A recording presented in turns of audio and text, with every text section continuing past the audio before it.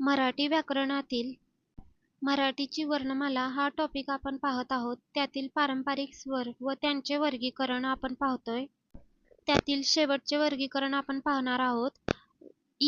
उच्चार स्थानानुसार वर्गीकरण.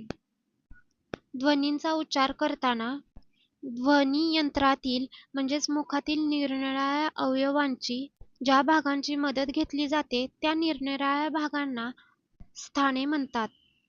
स्वरांच्या उच्चार स्थानानुसार त्यांचे पुढील प्रमाणे वर्गीकरण केले आहे. कंठ. कंठस्थानातून उच्चारले जाणारे स्वर अ, आ, अहा. तालव्य. तालुस्थानापासून उच्चारले जाणारे स्वर इ, ई. दंत्य.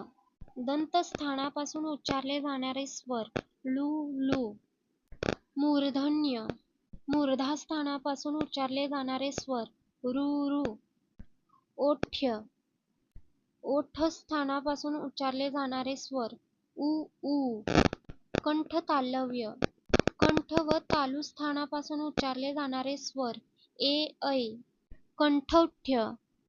कंठ व ओष्ठस्थानापासून उच्चारले जाणारे स्वर ओ, औ. अनुनासिक.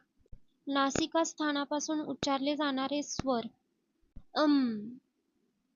अशा प्रकारे विविध दृष्टिकोनातून स्वरांचे वर्गीकरण करून त्यांचे प्रकार मांडण्यात आले व परंपरेने हे वर्गीकरण रूढ झाले आहे. मराठी व्याकरणच्या सिरीजमध्ये पुढे आपण स्वरांचे ध्वनिशास्त्रदृष्ट्या विश्लेषण हे पाहणार आहोत. त्यासाठी चॅनलला सबस्क्राईब करा.